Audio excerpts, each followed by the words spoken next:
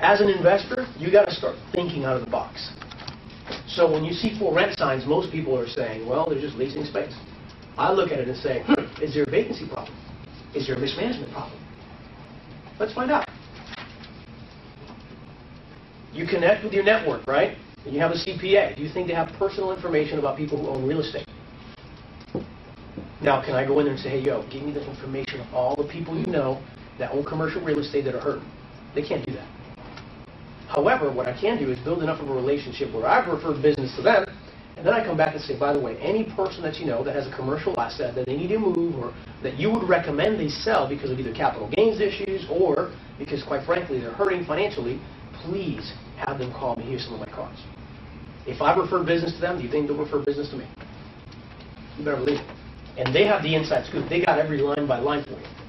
Same thing with lenders and mortgage brokers. Contractors are the same way. Churches, believe it or not, are amazing.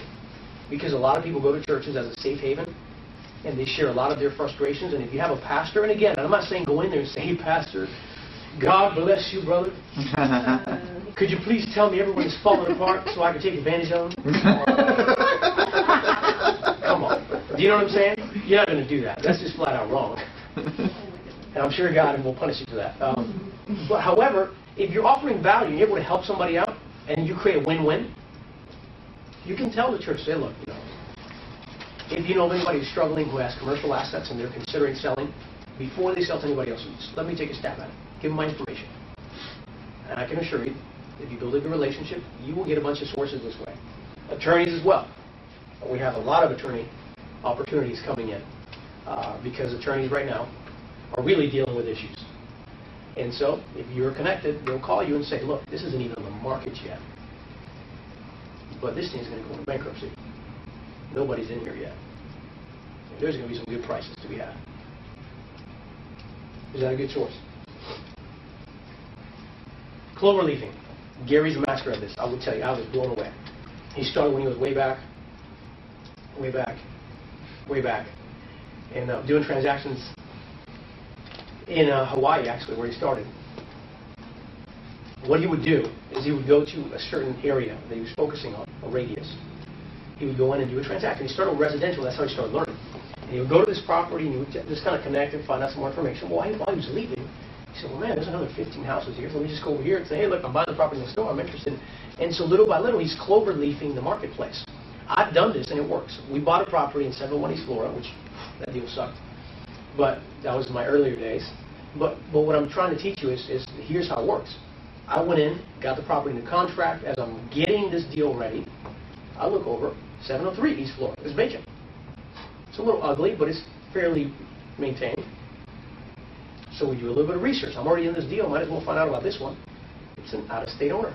I called the out-of-state owner, have a conversation with the out-of-state owner, and it just so happens that she was willing to sell.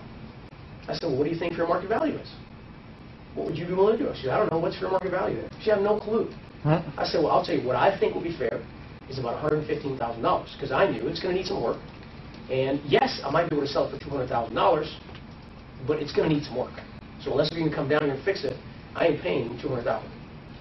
And so the deal was struck and we bought that house too. So many times clover leafing is incredible, and I love watching Gary as he covers this part. He's really, I mean, it's incredible some of the stuff he does. It's unbelievable. Parking solution, walkabout is kind of what we did. Remember we talked about, we walk around, look for opportunities. Hey, this place is vacant. What's going on? And today we're going to do a walkabout in a building here, and we're going to work some stuff out, and Michelle's going to pass it out in a little while. Parking solutions.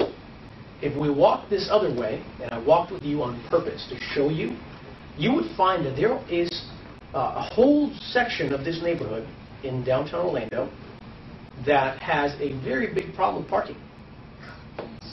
Part of that issue is that there is a business leasing a small space, and they're too big for that space. They don't have enough room. So you'll even find sometimes during the mornings that you'll have 3 cars parked. So what happens to the guy who parked first? He's got to wait for these 2 to leave just before he can get out. That's an inconvenience. It's more than an inconvenience. And yes, and typically what you could do, is, especially if you have a building like this, you'll just walk around town and say, whoa, potential tenant, let me write the information down. Just like that. Now here's what's cool.